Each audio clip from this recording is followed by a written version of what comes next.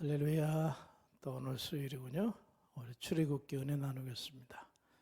오늘 주제는 모세의 살인이라는 주제를 가지고 은혜 나누겠습니다. 본문은 출애굽기서 2장 11절로 12절 같이 합독하실까요? 모세가 장성한 후에 한 번은 자기 형제들에게 나아가서 그들이 고되게 노동하는 것을 보더니 어떤 애굽 사람이 한 히브리 사람 곧 자기 형제를 치는 것을 본지라. 좌우를 살펴 사람이 없음을 보고 그 애굽 사람을 쳐 죽여 모래 속에 감추니라. 저들의 학대는 사실상 일반적인 인권적인 차원에서 학대가 아니었죠. 다음 화면을 보면은 히브리 사람들의 인구를 줄이기 위해서 국고성 건축을 이제 시작을 하고 전부 히브리 사람들만 불러다가 노역을 시키는 겁니다. 그리고 이 노역은 인구를 줄이기 위한 노역이었기 때문에 그야말로 인권 이건 아무것도 아닙니다. 아무것도 아니야. 여차하면 죽여라. 이런 식이었으니까. 인구 감축 노동이니까 얼마나 심각한 학대였는가. 여기 출애굽기서 1장 전번 때 나눴던 14절에도 어려운 노동으로 그들의 생활을 괴롭게 하니 곧 흙 이기기와 벽돌 굽기와 농사의 여러 가지 일이라. 그 시키는 일이 모두 엄하였더라. 말이 인구 감축에 대한 노동이지 이건 그야말로 죽음의 학대라고 볼 수가 있겠습니다. 그래도 인구가 줄지 않자 그 밑에 출애굽기서 1장 22절에 보니까 그러므로 바로가 그의 모든 백성에게 명령하여 이르되 아들이 태어나거든 히브리인들입니다. 아들이 태어나거든 너희는 그를 나일강에 던지고 딸이거든 살려두라 하였더라. 정말 최악의 상황까지 가 있습니다. 바로 이런 상황에서 모세가 자기 동족이 아주 심각한 학대, 매질을 당하는 모습을 보고 자기 자신도 모르게 분이 끌어올려서 학대한 그 애굽의 감독관을 죽여서 남의 안 보는 사이에 땅에 묻었더라. 살인을 한 거죠. 그런데 여기서 우리가 주목을 볼 필요가 있는 것은요. 모세의 살인은 아주 잘못된 것이죠. 당연히 이건 애굽 법에 의해서 똑같이 죽게 되어 있습니다. 그건 내중에 얘기하기로 하고요. 오늘 그 다음 화면에 보면은 참 신기한 말씀이에요. 뭐냐 하면은 11절에 어떤 애굽 사람이 한 히브리 사람 곧 자기 형제를 치는 것을 본지라. 형제를 치는 것을 본지라.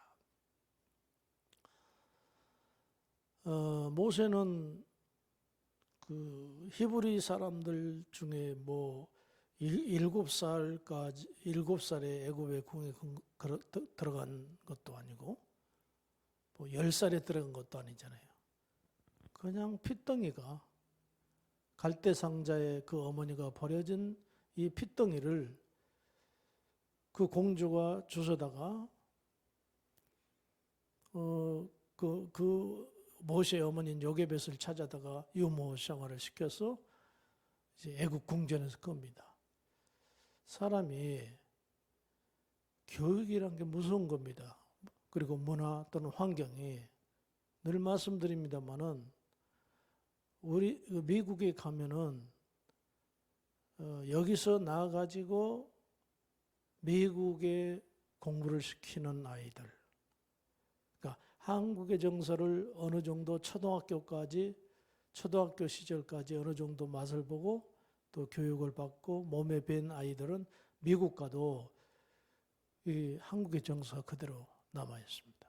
여러분 알다시피 여러분이 먹는 음식 입맛 그 어렸을 때의 맛이었지만은 그 평생 가지 않습니까? 예, 똑같습니다. 근데 모세는 이런 경우가 전혀 다릅니다. 아주 어렸을 때가 아니라 낳자마자 3개월 만에 우리는 보면 100일 정도 된 아이가 애굽 공주에게 눈에 띄어서 나일강에서 건져다가 애굽 음식을 먹고 애굽 궁전의 교육을 받고 그리고 애굽의 그 환경에서 모세는 자랐습니다. 미국에서 우리 한국이지만 미국에서 아이를 낳고 미국에서 성장한 아이들은요. 우리 한글 모릅니다. 한글 할 줄을 몰라요. 부모님이 들은 것이 간단간단한 말은 할 줄 모르는데 완벽하게 영어를 구사하죠. 그리고 생각하는 것, 사고방식 모두 다 우리나라 사람이 아닙니다. 미국인이에요. 얼굴만 한국 사람이지 그 속 사람은 미국인입니다. 모세는 더 심각하지 않습니까? 모세도 마찬가지였습니다. 애굽에서 낳고 100일 정도 돼서 애굽 궁전에 들어가서 교육을 받고 이건 완전히 애굽 사람이지 히브리 사람이 아닙니다. 그런데 11절에 보니까 모세가 어떤 애굽 사람이 한 히브리 사람과 자기 형제 즉 자기 동족을 치는 것을 본지라 그래서 화가 나가지고 애굽의 그 노동 감독관을 쳐서 죽인 거 아니겠어요? 참 신기한 일이죠. 신기한 일이에요.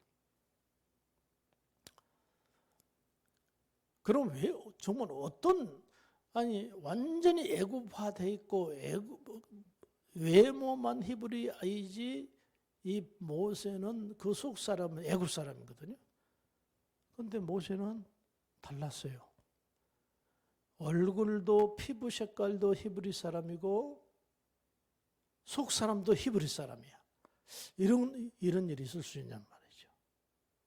그래서 많은 학자들은 오늘 2장 8절을 주목합니다. 8절은 뭐냐면 바로의 딸이 그에게 이르되 가라 하매 그 소녀가 가서 그 아기의 어머니를 즉 유모를 구하는데 다른 사람 보지 말고 이 아기 엄마를 데려다가 유모를 시켜라 이렇게 공주가 얘기했단 말이에요. 그래서 그 어머니 요게벳이 이제 궁중으로 들어가서 모세에게 젖을 먹이는 유모생을 하게 됩니다. 여기에 굉장한 오늘 중요한 말씀의 포인트가 있습니다. 다음 화면을 보면요. 그 조기 교육의 경전이라 할 수 있는 책이 하나가 있는데 그 저자가 칼바테라는 분입니다. 이 칼바테라는 분이 유아교육의 중요성에 대해서 조기 교육의 중요성에 대해서 글을 썼는데 이것은 조기 교육의 한 경전으로 불릴 만큼 유명한 책입니다. 굉장히 방대한 분량인데 이분은 세 가지로 말을 했어요. 첫째는 이 아이들의 조기 교육 중에 가장 중요한 시기가 태교다. 어린아이가 뱃속에 있을 때 하는 그 교육이 굉장히 중요한 역할을 담당한다. 이렇게 얘기를 했고요. 그 당시 사회에서는 있을 수 없는 얘기를 지금 칼비테란 분은 한 겁니다. 두 번째는 수유기간입니다.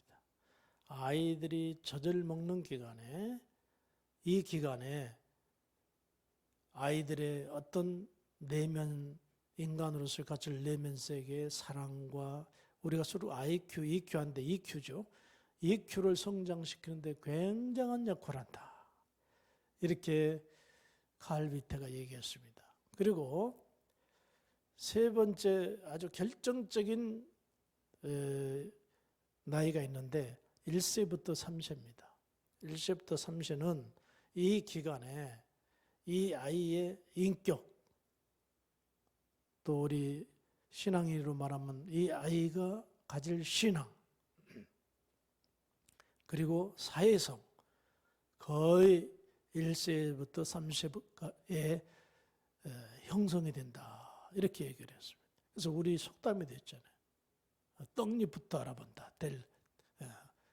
나무들은 떡잎부터 알아본다. 이렇게 얘기했죠. 이 떡잎이 결국은 태교에서부터 3세까지 그의 인격과 사회성과 신앙성과 모든 것들이 결정이 나버리고 만다. 이렇게 칼빈트는 얘기한 겁니다. 즉 뭐냐? 오늘 본문으로 돌아가 보면은 애굽의 음식을 먹고 100일에 건져간 그 공주 밑에서 애굽의 말을 배우고 애굽의 문화를 접하고 그리고 궁중에서 애굽의 왕자로서 교육을 받고 이렇게 되면 100% 애굽 속 사람은 애굽 사람이 모세가 돼 있어야 되는데 전혀 돼 있지 않았어요. 애굽 사람은 자기들이 이방인이었고 모세에게는 이방인이었고 그놈들이 자기 동족을 학대하는 모습을 보고 화가 나서 사람을 죽였다? 얼마나 애굽화가 되어 있다는 것을 우리가 짐작해 볼 수 있지 않습니까? 이 부분에 대해서 많은 학자들은 이것은 결정적으로 모세 어머니의 요게벳의 신앙교육이 기인한다. 이렇게 보고 있는 겁니다. 유모로 들어가서 10달을 한 1년 전 먹이잖아요. 그리고 이제 본격적으로 애굽의 궁중교육은 만 70부터 시키는데 그 어머니는 모세가 이제 70 애굽 교육을 시키기 전까지 신앙교육 시키는 겁니다. 하나님에 대해서 공부시키고 말씀 배우시고 또 찬송 가르쳐주고 그리고 5년 중에 너는 히브리인이다. 이 모세의 전체 인생을 결정짓는 역할을 그 어머니가 했다. 이렇게 보는 겁니다. 예. 그래서 우리들은요, 우리 자녀들 요즘에 교회 밖에서 맛있는 거 많이 있고, 그렇죠? 또 좋은 친구들 많이 있고, 또 즐길 거리 많이 있고, 또 우리나라가 살만하니까 문화 활동도 마음대로 할 수 있고, 이 아이들이 그야말로 애굽의 그 화려함을 보고 이 신앙적인 이런데 실증을 내고 밖으로 다 나간단 말입니다. 그렇지 않기 위해서는 조기교육, 조기 영적 교육이 얼마나 필요한가 알 수 있어요. 모세 어머니 역할은 만 60까지 끝났습니다. 그럼에도 불구하고 모세는 자기 형제를 위해서 사람을 죽일 정도로 그 피가 끓었다? 그건 다 그 어머니 요게벳이 조기교육 때문에 모세가 히브리인으로서의 영원히 남을 수가 있었다. 이렇게 보는 겁니다. 첫 번째는요. 그리고 마지막 하나는 이 말씀을 보십시오마는 하나님의 섭리가 있었죠. 왜냐하면 이제 지금이 출애굽기에서 2장 은혜 나누고 있잖아요. 3장에 넘어가면 3장 10절에 보면은 하나님이 모세를 부르시면서 이렇게 해요. 이제 내가 너를 바로에게 보내요. 하나님이 호렙산에 모세를 불러다 놓고 내가 너를 바로에게 보내요. 너에게 내 백성 이스라엘 자손을 애굽에서 인도하여 내게 하리라. 이미 우리 하나님은 모세를 이 땅에 보내실 때는 애굽 사람이 그렇게 학대를 당하고 심지어는 남자아이는 발견만 되면은 나면서 발견하던 성장하면서 발견하던 무조건 나일강에 있다가 수장시켜버리는 이런 위기 속에서 하나님이 이스라엘 백성들의 기도를 들으시고 때가 됐구나. 이제 그러면은 내가 한 지도자를 세워가지고 내 백성들 약속의 땅으로 데리고 와야 되겠다. 그래서 그 사람이 모세입니다. 선택된 사람이 모세야. 즉 뭐냐? 우리 하나님께서 모세를 이 땅에 보내신 분도 하나님, 그리고 호렙산에서 모세를 떨기나무 성령의 불 가운데 부르신 분도 하나님, 지금 3장 10절처럼 모세에게 소명을 주는, 그리고 사명을 주는 분도 하나님. 그렇잖아요. 물론 요셉의 그 어머님이 어려서부터 철저하게 히브리인으로서 교육은 시키고 있다 할지라도 하나님의 역사가 들어가지 않았다면 그 교육은 아무런 의미가 없었을 거예요. 근데 하나님께서 그 어머니를 통해서 하는 그 교육이 모세에게 집중적으로 입력이 될 수 있도록 성령께서 역사를 하시고, 즉 양육을 하시고, 또 사람을 죽였잖아요. 그래서 애굽의 궁전에 소문이 났어요. 모세는 죽여야 된다고 상소문이 이제 빗발쳤겠죠. 당연히 죽는 거죠. 자기가 바로 왕의 혈통을 받은 사람도 아니고 히브리인으로 주워온 그런 아이 아니었습니까? 이건 100% 죽게끔 돼 있어요. 그래서 도망을 간 것 아닙니까? 그 나이 40세 때 도망갑니다. 그래서 미디안 광야로 정말 목숨 건 탈출을 하게 됩니다. 그것이 40년이나 걸렸어요. 연단. 모세를 크게 쓰이기 위해서 그 미디안 광야에서 모세를 연단하십니다. 그것도 하나님이 하셨고, 또 호렙산에 양을 치던 모세를 하나님이 떨기나무 불 가운데서 부르신 분도 하나님, 음성을 들려서 그를 소명하시고 또 내 백성을 끌고 나가러 사명을 주신 또 하나님. 나는 못합니다. 나는 애국 궁전에서 자랐기 때문에 내 동족들이 말하는 히브리 말도 못하고요. 그 내 나이가 80 먹었고요. 제가 무엇으로 이 내 백성들이 그럼 믿어주겠습니까? 그러니까 네 지팡이를 던져봐라. 던졌더니 뱀이 되고, 그 뱀꼬리를 다시 잡으라 했더니 다시 지팡이가 되어지고, 그래도 모세가 덜 믿어지니까 내 손을 품속에 넣어봐라 해서 넣었다 뺐더니 갑자기 손이 나병으로 진물이 줄줄 흘렀습니다. 깜짝 놀랐어요. 다시 품속에 넣어봐라. 넣어가지고 다시 뺐더니 또 멀쩡해. 이제 너는 옛날 모세가 아니다. 내가 너와 함께 할 것이다. 그러니까 뭡니까? 그 일을 시키기 위해서, 출애굽의 대역사를 시키기 위해서 하나님께서 아까 말씀드린 대로 부르시고 교육시키시고 연단시키시고 소명하시고 사명 주시고, 그것도 부족해서 능력까지 부여해 주셔서 하나님의 계획을 실천하도록 하셨다, 그 말입니다. 네, 이게 핵심적인 겁니다. 사랑하는 이 말씀을 듣는 우리 성도 여러분, 오늘 이 시대를 우리는 살아가고 있습니다. 모세의 시대가 아니라 우리가 사는 이 시대에서 살아가고 있습니다. 우리 하나님께서 이 시대를 향한 여러 모양의 계획이 있습니다. 크든 작든 하나님의 나름대로 많은 계획들이 있습니다. 우리들은 꼭 한 가지 기억하십시다.